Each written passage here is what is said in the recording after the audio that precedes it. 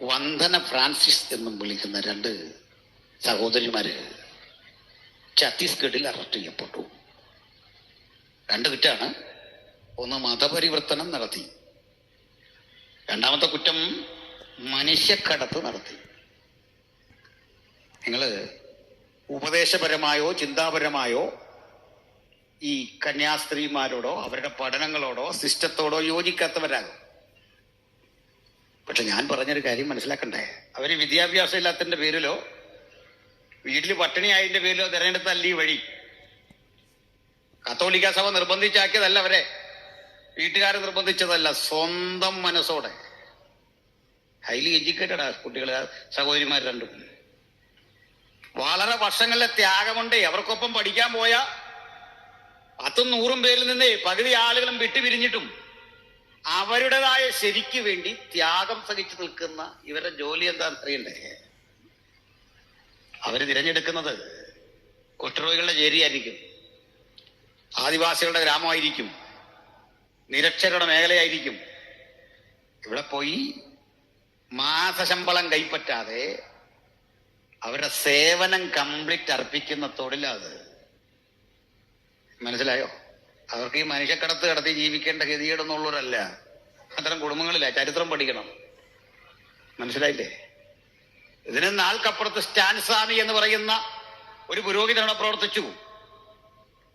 അദ്ദേഹത്തിന് ദീർഘനാളിലെ ജയിൽവാസം, ചായ കുടിക്കാൻ വയ്യ. കാരണം പാർക്കിൻസൺസ് രോഗം വന്നിട്ട് കൈവിറയ്ക്കും. അദ്ദേഹത്തെ കണ്ട് ഇവിടെ നിന്ന് പോയ ആളുകൾ ചോദിച്ചു, ഫാദർ സ്റ്റാൻ സ്വാമി. അദ്ദേഹം പറഞ്ഞ സന്തോഷമാണ്. കാരണം അപ്പോസ്തലന്മാർ ഇങ്ങനെയൊക്കെ കിടന്നല്ലോ, ഒരു നിരാശയില്ല, എന്തെങ്കിലും ആഗ്രഹം. അദ്ദേഹം പറഞ്ഞു, പറ്റുമെങ്കിൽ ഒരു ഉപകാരം. എന്താ? എനിക്ക് ചായയും കാപ്പിയും ഒക്കെ കുടിക്കാൻ കയ്യിലെടുത്ത കൈ വിറയ്ക്കും, വെള്ളം കുടിക്കാൻ വയ്യ, ഒരു സ്ട്രോ കിട്ടിയാൽ കൊള്ളാം. വെള്ളം കുടിക്കാനുള്ള ആ സ്ട്രോ പോലും നിഷേധിച്ചു. ആ പൊട്ടിപ്പൊളിഞ്ഞ ജയിലിൽ കിടന്ന് ആ മനുഷ്യൻ ഇഹലോകവാസം പിടിഞ്ഞു. ഇങ്ങനെ 1-2 പേരല്ല, 100 കണക്കിന് ആളുകൾ ഇന്ത്യയിലെ ജയിലിൽ കിടപ്പുണ്ടേ, 100 കണക്കിന്. എനിക്കിതിൽ നിരാശയുള്ള ആളല്ല, എനിക്കിതൊരു ആവേശമാണ്. ഞാൻ നിങ്ങളിൽ ചൊല്ലിയ കൂടി അവിടെ കിടത്താനുള്ള പണി ഞാൻ നോക്കുന്നത്. അങ്ങനെ സന്തോഷമുള്ളവരെ ക്രിസ്ത്യ ജീവിതം തിരഞ്ഞെടുക്കാവൂ, അതാ പറഞ്ഞേ. നമുക്കവിടെ കിടക്കാൻ പറ്റാതെ പോയത് നമ്മള് അത്ര യോഗ്യരല്ലാത്തതുകൊണ്ടാണെന്നേ. ഈ കർത്താവിന്റെ സന്നിധിയില് ദൈവത്തിന് ഏറെ വിശുദ്ധരെ വേണമായിരിക്കും. അതുകൊണ്ടാണ് ഗ്രഹാസ്റ്റേൽസിനെ പോലെ ഒരു കുറ്റവും ചെയ്യാത്ത തിമത്തി, എസ്തേർ ഇവരെ പോലുള്ള ആളുകളെ ഇങ്ങനെ ഏൽപ്പിച്ചു കൊടുത്തിട്ട് ക്രിസ്തീയ ജീവിതത്തിന്റെ മഹിമ വെളിപ്പെടുത്തിയത്. ആമേൻ. പക്ഷെ ഒരു കാര്യം കൂടി പഠിക്കണം.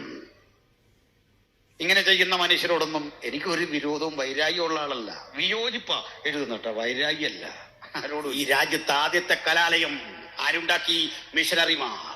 Plus 500 offers a free and a രാജ്യത്ത് ആദ്യത്തെ വാർത്താപത്രം ആരുണ്ടാക്കി? മിഷനറിമാർ. ഈ രാജ്യത്ത് ആദ്യമായി സാധാരണ മനുഷ്യരും വിദ്യാഭ്യാസം എന്ന ആശയം ആർക്കൊടുത്തു? ഈ മിഷണറിമാരാണ്. ആധുനിക ഇന്ത്യയെ നിർമ്മിച്ചെടുത്തത് ആരാണ്? ഈ ബൈബിളിന്റെ വക്താക്കളാണ്. 85 ഭാഷകളിൽ വ്യാകരണം, ഹിന്ദി ഉൾപ്പെടെയുള്ള 85 ഭാഷകൾക്ക് വ്യാകരണം കൊടുത്തത്, 120-ൽ പരം ഭാഷകൾക്ക് നിഘണ്ടു ഉണ്ടാക്കി കൊടുത്തത് യേശുവിന്റെ അനുഗാമികളാണ്. ആധുനിക ഇന്ത്യയുടെ നിർമ്മിതിക്ക് വേണ്ടി ഇത്തരത്തിൽ നിലനിൽക്കാൻ, അത്തരം സാംസ്കാരികമായ ആന്തോളനത്തിന് തുടക്കം കുറിച്ചത് യേശുവിന്റെ അനുഗാമികളാണെങ്കിൽ ബൈബിൾ പറയുന്ന പോലെ ഇരുളിലിരുന്ന ജനം വലിയൊരു വെളിച്ചം കിട്ടു. നമുക്ക്